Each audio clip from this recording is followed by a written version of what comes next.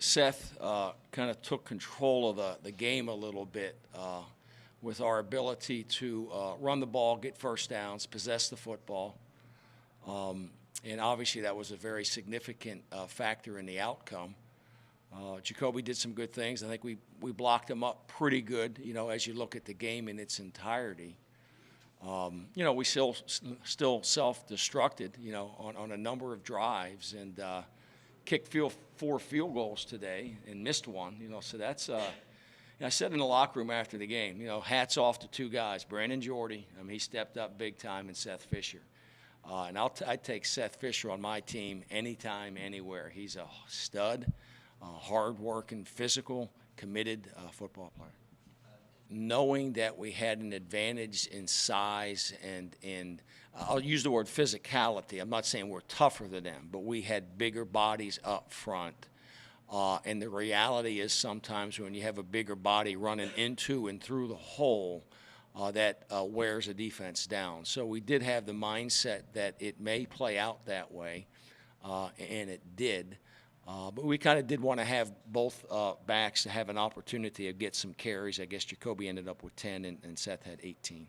The production is kind of black and white. It's 9 catches today, 83, and had 5 rushes, 25. But there's so much more to Ben's role on this football team, and in particular on our offense. And he truly is a leader, captain in the greatest sense of the word. Sam Roller was a guy that, really was another leader on that offense that we lost early in the year. And I think Ben's ability to be front and center, in particular in crunch time, is significant for our football team. In the first half, we left their single X receiver covered one-on-one, and they made some plays over there. Our corner, Ayo, got hurt. He couldn't play in the second half, and it doesn't look good for his return.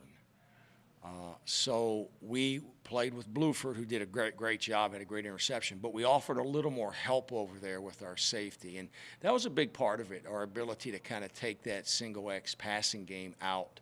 So we made them have to kind of execute their progressions in the passing game, go through the front side reads, and we had good numbers over there in our coverage.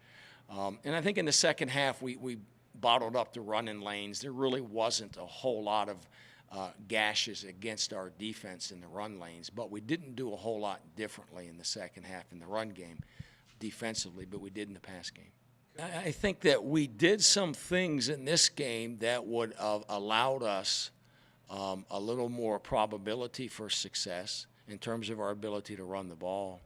But again, these games that we're speaking of were all very, very close, coming down to, end of the game, having to make a play. And the one thing I was preaching all week long was got to make more plays, and you got to make more plays to determine the outcome of the game. And I think we did that today. It would be hard-pressed to sit there and say that, we didn't outplay them today and make more plays in key situations. And my hat's off to our defense, like I said earlier. There was statistically on offense, we did some, pretty good things, had some pretty good numbers. Those things, bode well. But I thought our defense had some real key third down stops, a fourth down stop, got off the field, really did some things that made Albany have to move and drive the football, especially there in the second half.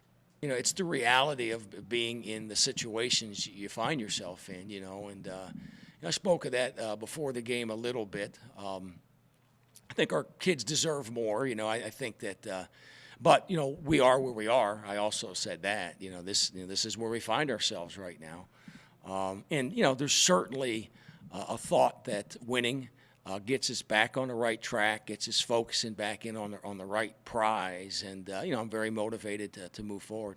Probably the most significant thing I said all week long was, I still believe in you. That was really my message. I still believe in this team. I still believe in this team, and I will continue to believe in this team.